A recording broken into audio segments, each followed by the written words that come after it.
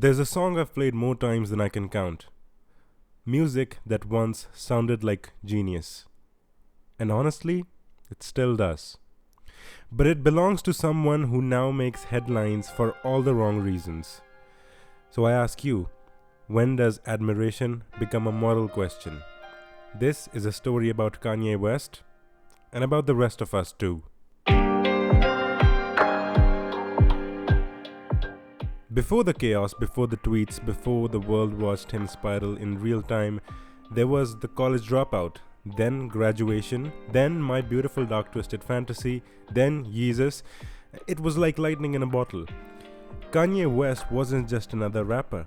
He was the culture. He redefined it musically, stylistically, and ideologically. And I'll admit it, I'm a fan, I was a fan of the music, of the vision, of the ambition. I loved Yeezys, I've defended 808s and Heartbreaks, I've defended Yeezus, and I felt something when listening to his music all the time. But then came the controversies. The MAGA hat, the slavery was a choice comment, the anti-Semitic tweets, the White Lives Matter shirts.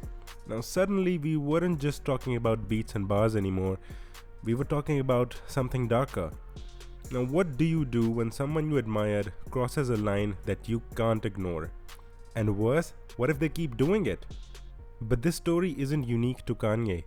Michael Jackson's legacy, R. Kelly's verdict, J.K. Rowling's backlash, even Picasso, who painted like a god but treated women like disposable muses.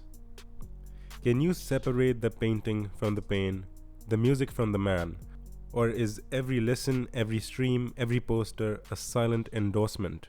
The truth is, when we fall in love with an artist's work, we don't just love what they made, we love what it meant to us.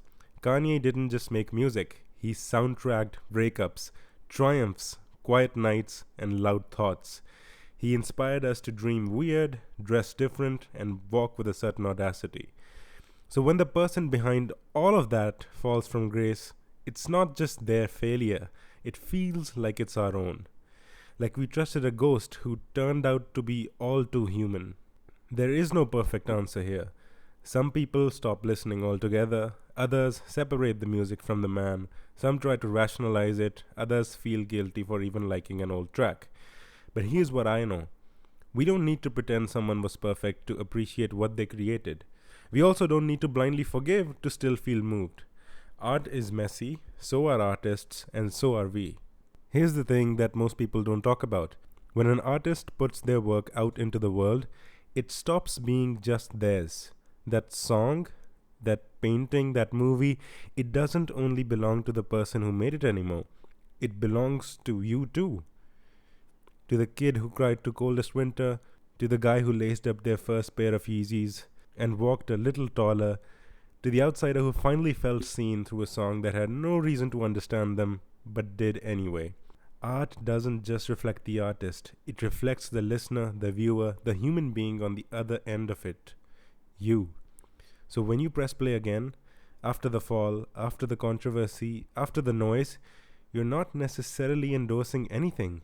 You're just revisiting a memory, reclaiming a piece of yourself. And that is not wrong, that is not weak, and that is not betrayal. And maybe your connection to the art says more about you than it ever did about the artist. So the real question isn't just, can you separate the art from the artist? It's, can you remember what the art meant to you before everything else got in the way?